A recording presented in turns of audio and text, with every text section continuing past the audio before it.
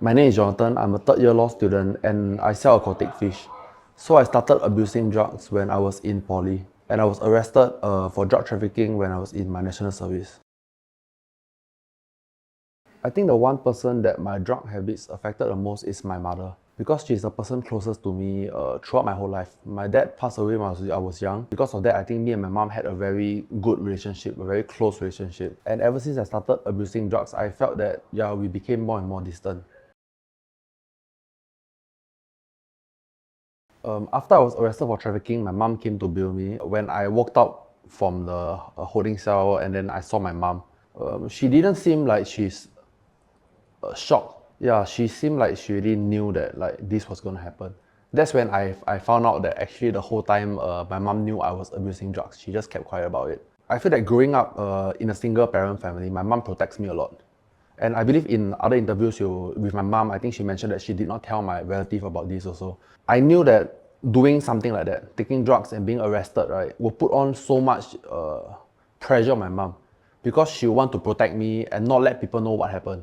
And she'll take everything onto herself. She has to be the person that, lie for me, keep secrets for me. My mom has to make up an excuse for me. And I think that part was the part that hit me the worst, because I knew that she put herself through so much just so that she can protect me and so that people won't look at me a different way.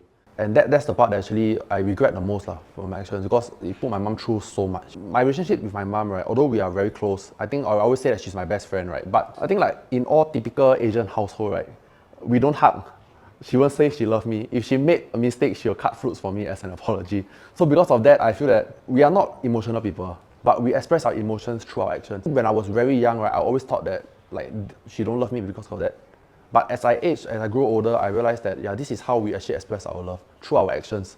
So there wasn't really a time where we had any heart to heart, talk about this. But I think the most emotional thing is that before I went to prison, right, like the moment I walked in to surrender, to start my sentence, right, she gave me a hug. When I came out, we had a hug also. So I think the hug is something that express a lot for us people that don't really talk much about our emotions.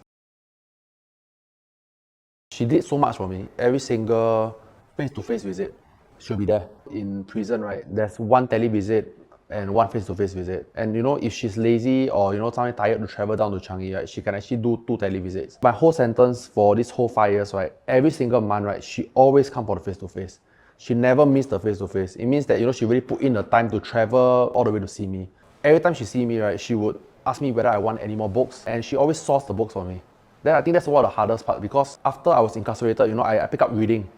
And I like to read philosophy and literature and things like that. And to find the books for me, my mom also went through a lot. She went to Kinokuniya, she went around Singapore just to buy the books that I want, the books that I requested. When I wanted to study my A-levels, it was close to the final year of my incarceration. So many times they would not want you to study in the final year. They want to study at the start, so you got more like a runway to study. So I thought the chances were slim. So I let my mom know that I want to study my A-levels, but it's my last year, they might reject me. My mom immediately went to see the MP to get an appeal letter written into prison so that I could do my A-levels. And thankfully, I think because of that, the effect is that I did my A-levels, I did well, and then now I'm a law student. That kind of support my mom gave me is the whole reason why I study so hard to be a law student. That support she gave me is the reason why I run multiple businesses and I stay up so late every night to study. The reason why I juggle my business and my studies. The support of my mom is the reason why I do everything today. I would say to any younger people out there thinking of trying drugs and assuming that trying drugs will only hurt yourself, let me tell you, you are making a very, very big mistake. The moment you start taking drugs, everyone around you is hurt. Your family, your friends, even your partner, everyone around you. The consumption of drugs and the use of drugs, right, is something that I would say it causes a very big effect to everything around you. So I would say do not ever try drugs, do not ever take drugs.